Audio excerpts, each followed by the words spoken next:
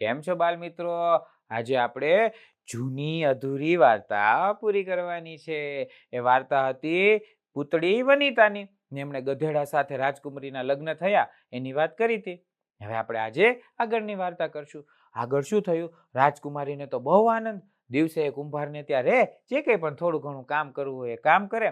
સાંજ પડે એટલે ગધેડો તો દેવતા બની જાય. કુંવરી સાથે આખી રાત રમે અને વાતો કરે. એને શરીરમાં કોઈ ફરક ના પડે, એને કોઈ ચિંતા જ ન થાય. એક દિવસ રાજમાતા રાજકુંવરીને મળવા આવ્યા. રાજકુંવરીને ખુશાલ જોઈ અને એમ કે, તારું તો શરીર વધતું જ જાય છે ને, શેનું સુખ છે તને? રાજમાતાને તો એમ કે આ ગધેડા સાથે લગ્ન કરીને કેટલી દુઃખી હશે, આ કુંભારના ઘરમાં તે કેમનું રહેવાય. એટલે રાજકુમારીને આવી રીતના જોયે રાજકુમારી આખી વાત કરી કે માતા બેસો. પાસે બેસાડીને કે માતા, કોઈ ચિંતાની જરૂર નથી. આ ગધેડો છે ને એ ઇન્દ્ર ભગવાનનો પુત્ર છે અને મારી સાથે એમના લગ્ન થયા છે, તો હું શું કામ ચિંતા કરું? ખાલી એ દિવસે ગધેડા હોય અને આખી રાત મારી સાથે રમે અને વાતો કરે. તો માતા કે એવું થોડું હોય. માતાને તો એમ થયું કે આ તો ખોટું બોલતી હશે. એટલે માતા તે દિવસે રાત્રે કુંભારના ઘરમાં છુપાઈ ગયા. અને જેવો ગધેડામાંથી આમ દેવતા બની અને ઇન્દ્રનો પુત્ર ઘરની અંદર ગયો ને, ત્યારે માતાએ વિચાર્યું કે આ ગધેડાનું શરીર અહીંયા પડ્યું છે ને, એટલે એ રોજ ગધેડો બની જાય છે. એના કરતાં હું એક કામ કરું, આ ગધેડાનું શરીર સળગાવી દઉં. એટલે ગધેડાનું શરીર તો એમણે સળગાવી દીધું. હવે જેવું ગધેડાનું શરીર સળગવા માંડ્યું ને, ત્યાં અંદર ઇન્દ્રના પુત્રને ખબર પડી ગઈ. એટલે એમનું તો શરીર બળવા માંડ્યું અને કે, રાજકુમારી જુઓ, તમારી માતાએ મારું શરીર સળગાવી દીધું છે, એટલે હવે મારાથી પૃથ્વીલોક પર રહી શકાય નહીં. હું જાઉં છું. અત્યારે તમે ગર્ભવતી છો તો એ છોકરાને જન્મ આપજો અને એનું નામ રાખજો વિક્રમ. એટલે રાજકુમારી તો સમજી ગઈ ને રાજમાતાને તો બહુ પસ્તાવો થયો. ઇન્દ્રકુમાર તો પાછા સ્વર્ગમાં જતા રહ્યા. અહીંયા રાજકુમારીને 9 મહિને સરસ મજાનો પુત્ર જન્મ્યો અને એનું નામ રાખવામાં આવ્યું વિક્રમ. હવે આ વિક્રમ રાજા હતા ને, એ રહેતા હતા કુંભારને ઘરે અને લોકો એને ગધેડાનું સંતાન એટલે એને કહેતા વિકો. વિક્રમ તરીકે કોઈ બોલાવતું નહીં. અને એ સાથે જ રાજકુમારીની એક બીજી બેનપણી હતી જે રાજકુમારીની દાસી હતી. એને પણ એક છોકરો જન્મ્યો, એનું નામ રાખવામાં આવ્યું પરવશ. હવે એક દિવસ એવું થાય કે વિકો અને પરવશ બંને રમતા હતા. એ રમતા હતા ને ત્યાંથી વણઝારાની આખી ટોળી જતી હતી. તે પરવશને જોઈ અને વણઝારાના સરદારને એમ થયું, કેટલો તેજસ્વી છોકરો છે. તો વણઝારો તો એ પરવશને પોતાની સાથે લઈ અને ત્યાંથી નીકળી ગયા. પરવશને તો પટાવી ફોસલાવીને લઈ ગયા અને વિકો તો અહીંયા એકલો. વિકો સાંજે ઘરે આવીને જોવે તો પરવશ તો હતો નહીં અને વિકાને એમ કે મને એકલો મૂકીને પરવશ જતો રહ્યો છે. પછી તો વિકાને એમ થઈ ગયું કે હવે એમ થોડું ચાલે, પરવશ તો મારો ભાઈ કહેવાય.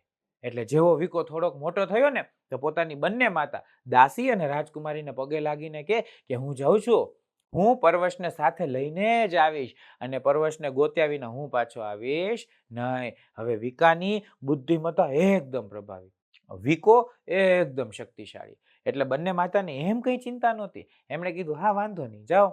એટલે વિકો તો ચાલતો ચાલતો ચાલતો દૂર એક નગરમાં પહોંચ્યો ને, તો ત્યાં કેટલાય બધા વણઝારા હતા. હવે વણઝારાને જોઈને વિકાને એમ થયું કે આ જ વણઝારાઓ અમારે ત્યાંથી નીકળ્યા, નક્કી પરવશ આની પાસે હોવો જોઈએ. એટલે વિકાએ તો આખા વણઝારાની પોઠમાં આંટો માર્યો. ત્યાં એક છોકરો દેખાયો, શોણિત. શોણિત એટલે પ્રચંડ બુદ્ધિવાન અને એને જોતા જ વિકો ઓળખી ગયો કે આ મારો જ ભાઈ છે. ને શોણિત પણ આમ જોતા ઓળખી ગયો કે આ જ વિકો છે.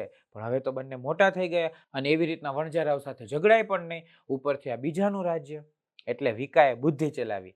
વિકાએ શું કર્યું? પોતાના ઘરેણાં કાઢી અને એક પોટલીમાં ભરી અને વણઝારાના તંબુમાં છુપાવી દીધા. પછી પહોંચી ગયો રાજા પાસે અને રાજાને ફરિયાદ કરી કે હે રાજા, આ વણઝારાઓ જે આવ્યા છે ને, એણે મુજ પ્રવાસીના ઘરેણાં ચોરી લીધા છે. વિચાર કરો, હું બીજા નગરમાંથી આવ્યો છું, મારા ઘરેણાં તમારા રાજ્યમાં ચોરાઈ ગયા છે. હું બીજા રાજ્યમાં જઈને તમારા શું ગુણગાન ગાઈશ? હું મારા રાજ્યમાં જઈને તમારા શું ગુણગાન ગાઈશ? હું કહીશ રાજ્યમાં જવાય જ નહીં, ચોર લોકોનો આશ્રય આપનારો રાજા છે. એટલે રાજા કે એમ ન હોય. રાજાએ તો તરત સિપાઈ બોલાવ્યા, વણઝારાને ત્યાં મોકલ્યા, તપાસ કરાવડાવી તો છુપાયેલા ઘરેણાં નીકળ્યા. હવે છુપાયેલા ઘરેણાં નીકળ્યા એટલે વણઝારાને પણ આવવું પડ્યું અને વણઝારાએ આવીને કીધું મહારાજ, મેં ઘરેણાં લીધા નથી, હું માફી માંગુ છું, હું એની સજા ભોગવવા તૈયાર છું. એટલે વિકો કે સજા ભોગવવાની જરૂર નથી, તમને હું માફ કરું છું, તમારો પેલો શોણિત છે ને એ મને આપી દો. આવી રીતના બુદ્ધિથી અને વિકાએ પરવશને છોડાવ્યો. અને પછી તો બંને ભાઈ ભેગા મળી અને આગળના નગરમાં જવાની તૈયારી કરવા માંડ્યા. હવે જેવા એ આગળના નગરમાં જતા હતા ને ત્યાં તો એક સુંદર મજાની શણગારેલી હાથણી એ ત્યાં આવી અને આ બંને ઉપર એક ફૂલનો હાર ચડાવી દીધો. તો રાજા તો આમ જોવા માંડ્યા કે હાથણી આ શું કરી નાખ્યું. કારણ કે રાજા એવું નક્કી કર્યું હતું કે આ હાથણી જે બે ઉપર પોતાનો ફૂલનો હાર ચડાવે ને એ બે સાથે રાજકુમારીઓના લગ્ન કરવાના. એટલે રાજા તો બંધાઈ ગયો. રાજાએ તો વિકા અને પરવશ સાથે રાજકુમારીઓને લગ્ન કરાવ્યા ને વિકાને રાજ્ય શાસન સોંપ્યું. અને વિકાને રાજ્ય શાસન સોંપ્યું ને એટલે એ થયા વીર રાજા વિક્રમ. અને આવી રીતના વિક્રમ રાજાએ આખી નગરીને સુંદર મજાની બનાવી. ને એ નગરી એટલે ઉજ્જૈન નગરી, જેને આપણે ઉજ્જૈની ક્યાં તો ઉજ્જૈન કહીએ છીએ. એ ઉજ્જૈન નગરીના વીર રાજા વિક્રમ આવી રીતના બન્યા હતા. અને પરવશને બનાવ્યો એમણે પોતાનો મુખ્ય અધિકારી એટલે કે મુખ્યમંત્રી. રાજા પછીના બધા કામ પરવશ કરે. આ બંને ભાઈઓએ આખી નગરીની સુંદર મજાની રચના કરી. હવે આખી નગરીમાં એક સમસ્યા હતી કે દર પૂનમની રાત્રે દર અમાસની રાત્રે એક મહાભયંકર રાક્ષસ આ નગરીમાં આવી અને બધું તોડફોડ કરી નાખે. હવે આવી નગરીનો રાજા વીર વિક્રમ થયો. હવે પૂનમનો દિવસ આવ્યો એટલે બીજા બધા જે જૂના સૈનિકોને હતા ને એને રાજા વિક્રમને વાત કરી. એટલે રાજા વિક્રમ કે શું કરે? એ કે કઈ ને એ ચારે બાજુ આવે, ખાવા પીવાની વસ્તુઓ તોડે, રસોડા ને આ તેને ઘર બધું તોડી નાખે, કેટલું બધું ખાય. વિક્રમ રાજાને સમજ પડી ગઈ કે આ તો ભૂખ્યો રાક્ષસ છે. એટલે એને શું કર્યું? એ રાક્ષસ જે રસ્તેથી આવે ને ત્યાં મોટા મોટા અનાજના ચરુ મુકાવડાવ્યા, મોટા મોટા મીઠાઈઓના મોટા મોટા વાસણ મુકાવડાવ્યા. આટલા મોટા મોટા ભરેલા રસોઈના વાસણ. એ રસોઈના વાસણની સુગંધ સૂંઘી અને તો પેલો રાક્ષસ ખુશ થઈ ગયો. આવીને બધી મીઠાઈ ઝાપટી ગયો અને બધી મીઠાઈ ઝાપડતો રસ્તામાં આવ્યો ને તો કેટલા બધા સુગંધી શરબત. એ શરબત પીતો પીતો નગરી સુધી પહોંચે ને ત્યાં તો એનું પેટ ભરાઈ ગયું. અને નગરી સુધી પહોંચીને એને કોઈ પણ પ્રકારનું કંઈ પણ નુકસાન કર્યું નહીં. એટલે વિક્રમ રાજાને સમજ પડી ગઈ કે આ તો ભૂખ્યો છે, આની ભૂખ પૂરી કરવી પડશે. એટલે એક દિવસ વિક્રમ રાજા, એક પૂનમનો દિવસ હતો ને ત્યારે ત્યાં દરવાજા પર ઊભા રહ્યા. આવી રીતના દરવાજા પર ઊભા રહ્યા અને ત્યાંથી રાક્ષસ કેટલું બધું ખાઈને આવ્યો ને દરવાજા સુધી આવી અને પાછો જતો હતો. ત્યાં વિક્રમ રાજાએ ઊભા રાખીને કીધું, એ રાક્ષસ ઊભો રે. એટલે રાક્ષસ કે શું છે? શા માટે દર વખતે તું નગરીને હેરાન કરે છે? કે હવે ક્યાં કરું છું? મને તો બહુ બધી ભૂખ લાગે, મારી ભૂખ પૂરી થાય તો કોઈને હેરાન ન કરું. એટલે વિક્રમ રાજા કે પણ તું છો કોણ? એટલે કે હું છું મહાવેતાળ. 52 વીર જે હોય ને એમાં હું મહાવેતાળ છું. વિક્રમ રાજા કે હોય જ નહીં, તું મહાવેતાળ હોય જ નહીં. મહાવેતાળ ને ગુસ્સો આવી ગયો કે એમ થોડું ચાલે, મહાવેતાળ છું. વિક્રમ રાજા કે તો જા બ્રહ્મા પાસે જા અને મારી ઉંમર કેટલી છે ને જાણતો. વેતાળ કે એમાં શું, હમણાં જાઓ. એટલે વેતાળે તો આમ ચપટી કરી અને બ્રહ્માને ત્યાં પહોંચી ગયો. અને બ્રહ્માને એમ કે પેલો છોકરો મને રોકે છે, એની ઉંમર કેટલી? બ્રહ્મા કે એની ઉંમર 100 વર્ષ, ઉપર 35 વર્ષ અને ઉપર 35 દિવસ સુધી છે. વેતાળ કે હશે. વેતાળ સીધો નીચે આવ્યો. વિક્રમ રાજાને કે તારી ઉંમર 135 વર્ષ ઉપર 35 દિવસ છે.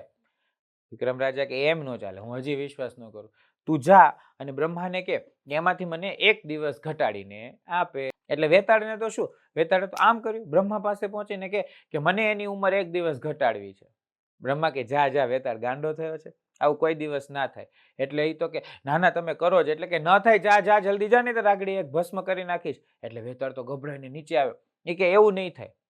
જેવી વિક્રમ રાજાને ખબર પડી કે મારી ઉંમર તો 135 વર્ષ ને 35 દિવસ છે અને આ વેતાળ મારી ઉંમર ઘટાડી શકે એમ નથી. એટલે હાથમાં તલવાર લઈ અને આમ સટ દેરાના ઠેકડો મારી અને વેતાળની ઉપર જઈને બેસી ગયા. ને પછી વેતાળને કે હવે તું મારું કામ કરે છે કે તારું ડોકું કાપી નાખું?